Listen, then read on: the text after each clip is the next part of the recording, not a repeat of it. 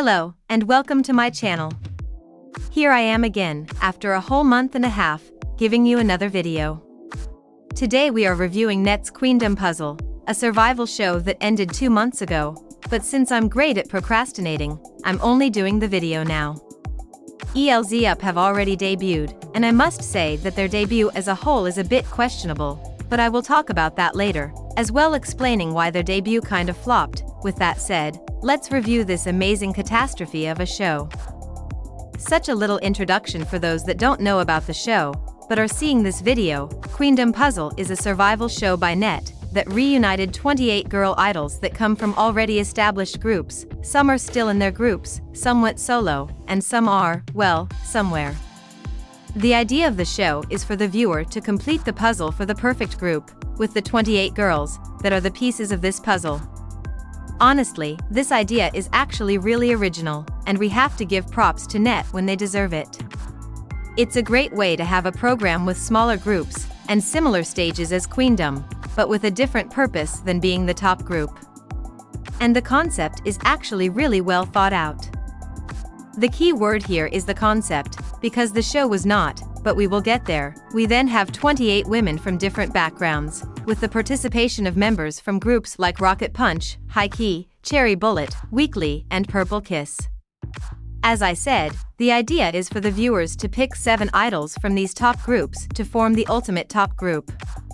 Yes, top groups, that was the idea of Mnet, but as you can see, most of the groups here are at best mid-tier, which I actually don't have anything against. I actually find the show to be more interesting by having members of smaller groups competing. But why did Mnet promote this show by saying they would have the most popular idols on the show, when we all know that's not the case? I guess they wanted the ratings, because they could have promoted the show by saying that members from smaller groups were competing each other to end up in this upcoming group that would leave them to stardom, but you do you, Mnet. The show consisted of 10 episodes, which I was actually really surprised, because Mnet's survival shows usually have 12 episodes if I'm not mistaken. Before going any further, let me just say that I haven't watched a lot of survival shows. I have watched Road to Kingdom and Island fully, watched some episodes of Queendom 2, watched every episode minus the final in Kingdom, and I also watched Boys Planet, with only the final to watch. Although I received every kind of spoiler I could, but I will end up finishing that. With that disclaimer made, can I just say that the episodes of this show were extremely long.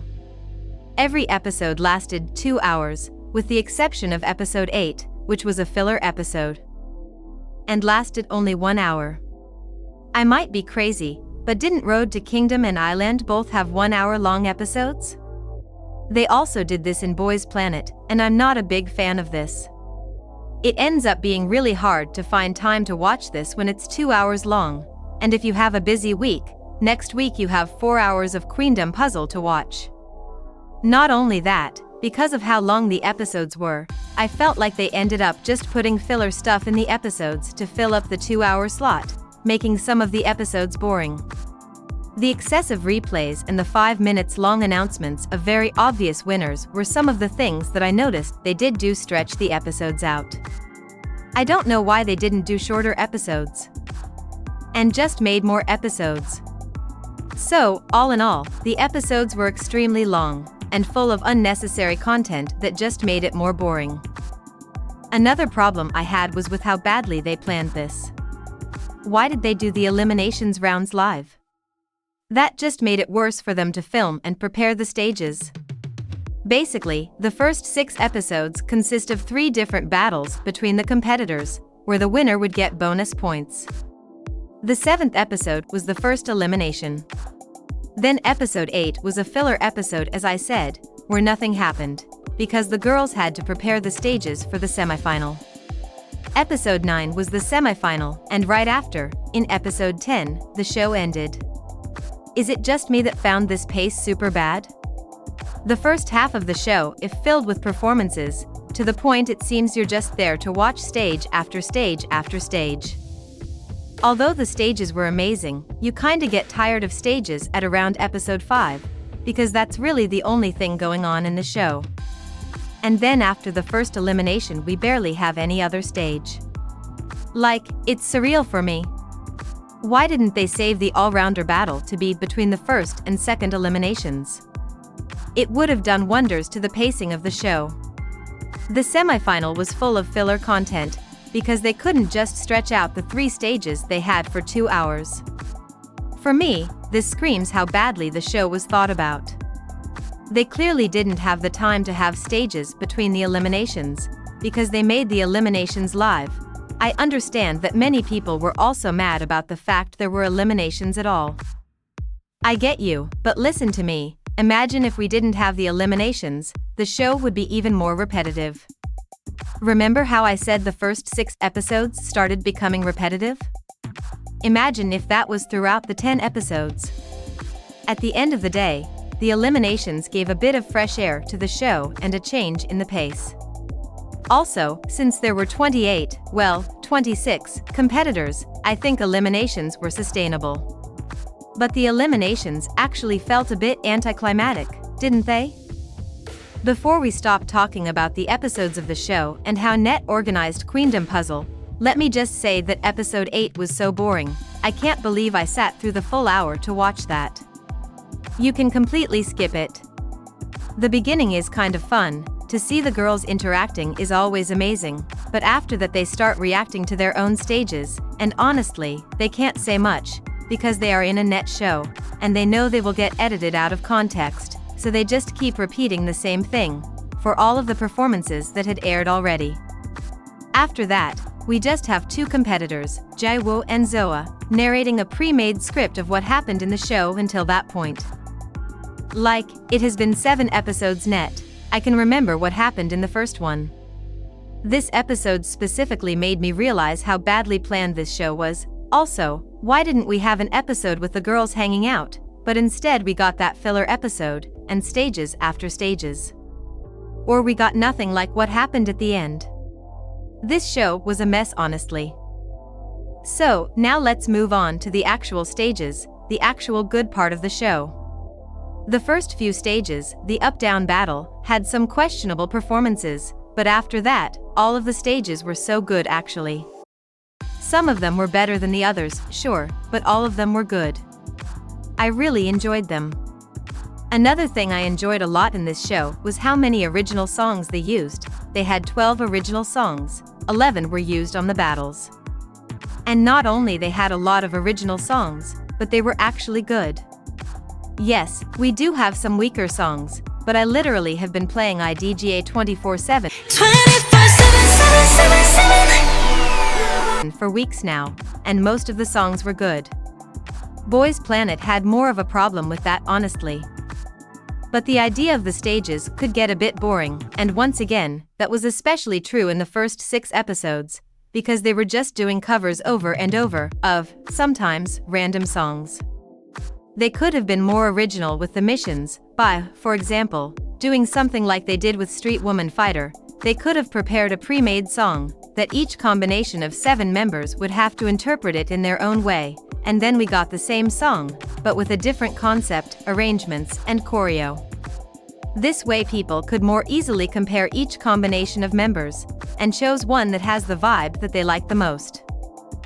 I think the show also showed how talented some of the members of these underrated groups are, with the big protagonist of the show being Haiky's Wizio.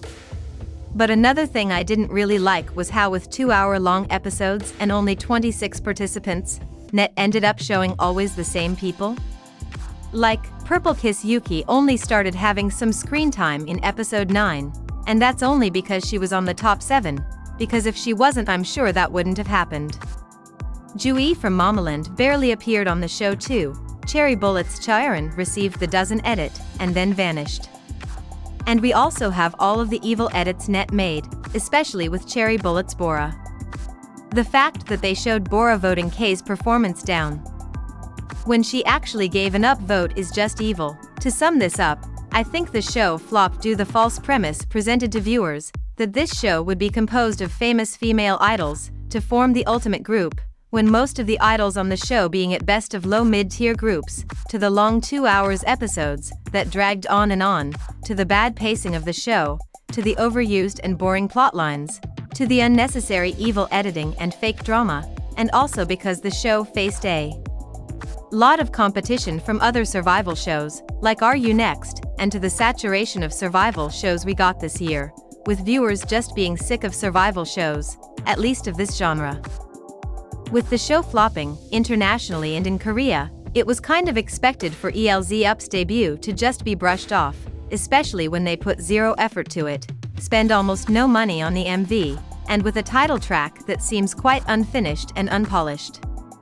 With no public from the show to support them, because no one was watching the show, and with members that come from small groups, the group doesn't have much of a fanbase nor general public to have a really impactful debut. I'm really sad to see this group didn't have a lot of success, because the girls worked really hard to be there, and they all needed that popularity for their individual careers. It seems no group beneficiated from this show. And it really seems like it was just a waste of time and effort for the girls, but let's see how this group can affect each of the girls' careers in the long term. This also affects the chances of having a Queendom Puzzle in the future. Who knows, maybe their next comeback is actually the next big hit, because at the end of the day, Cheeky is, in my opinion, a really mediocre song in its production. I just wanted to add to that Mnet, or, in this case, Wake One, set ELZ up for this outcome, when throughout all of the show it was given us the idea this group would be really fierce and would have a really fierce sound too, with a probable girl crush concept, and then they just gave them a light and funny song. Completely different from what they showed us before and from what we were expecting for the group. Overall, I enjoyed Queendom Puzzle, and I would like to see a Queendom Puzzle in the future, but I hope they change the negatives I pointed out in the show to make it more enjoyable, starting with smaller and more digestible episodes, a different marketing, and clear and organized idea for the show. For me, Queendom Puzzle is a solid 7.25 out of 10, and I look forward to continue seeing what ELZ UP will bring us in the future. Thank you so much for watching. Leave your thoughts about Queendom Puzzle and ELZ UP down below, and why not subscribe to see more of my content. I wish you a wonderful day.